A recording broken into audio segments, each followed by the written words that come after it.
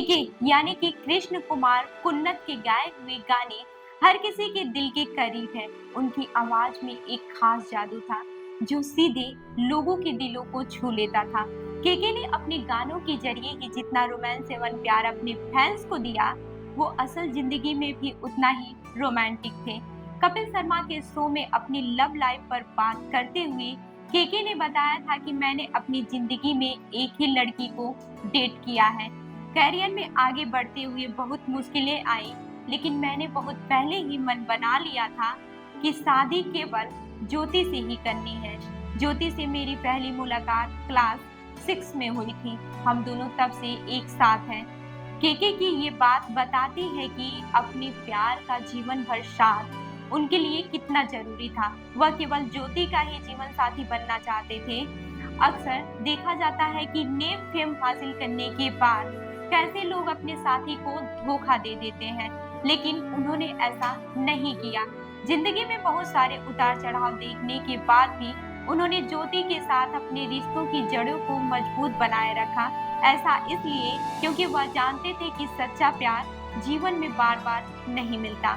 केके और ज्योति बचपन से ही साथ थे। लॉन्ग टाइम रिलेशनशिप में रहने के बाद दोनों ने साल 1991 में शादी की थी, लेकिन दोनों के लिए अपने रिश्ते को यूं शादी के मुकाम तक पहुंचा पाना बिल्कुल आसान नहीं था। ऐसा इसलिए क्योंकि केके उस समय बेरोजगार थे।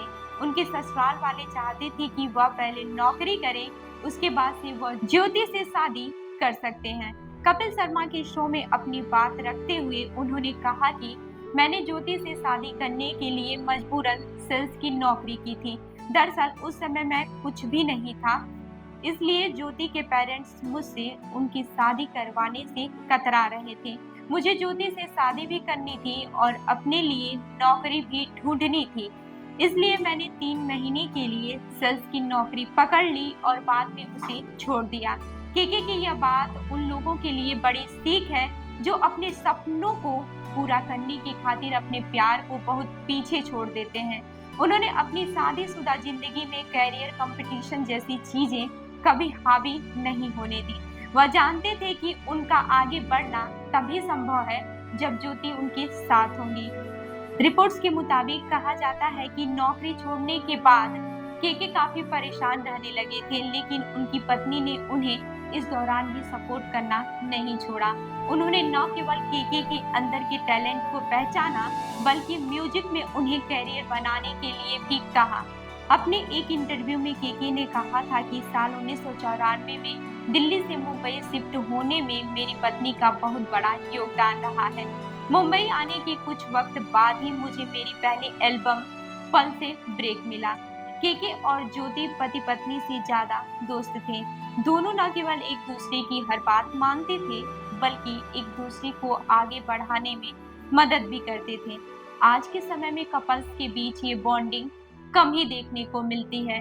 इस पितृसत्ता समाज में बहुत कम मर्द अपनी पत्नी की राय को अपने ऊपर रखते हैं, लेकिन केके उनमें से एक थे। उन्हें पता था कि जो लड़की उनके लिए अपना घर परिवार छोड़ सकती है, वह कभी भी उनका बुरा नहीं चाह सकती। केके ने अपने एक इंटरव्यू में कहा था, मेरी शादी को 3 महीने ही हुए थे और सिंगर बनने के लिए बॉम्बे आना मैं कभी भी सोच नहीं सकता था। हालांकि इसका कारण मेरी पत्नी बनी। उन्होंने मेरे लिए एक ऐसा फैसला लिया जो शायद मैं कभी खुद भी नहीं कर पाता। उन्होंने मुझे एक खास तरह से मनोस्थिति से निकालने में मदद की। उन्होंने अपने ईगो, सपनों और घर परिवार को मेरे साइड कर दिया। वह शादी से पहले भी ऐसा करती थी और शादी के बाद भी। केके की बातों से इतना तो साफ है कि अगर उनकी पत्नी नहीं होती तो वह शायद अपने करियर में इतना आगे नहीं बढ़ पाते। वह जो भी कुछ भी थे, उनमें उनकी पत्नी बेहद अहम भूमिका निभाती थी। केके अपनी पत्नी की इस खूबी पर खूब मरते थे। यही वजह भी है कि वह कभी नहीं चाहते थे कि लाइमलाइट के चक्कर में फंसकर उनका हंसी खुशी वैवाहिक जीवन बर्बाद हो जाए।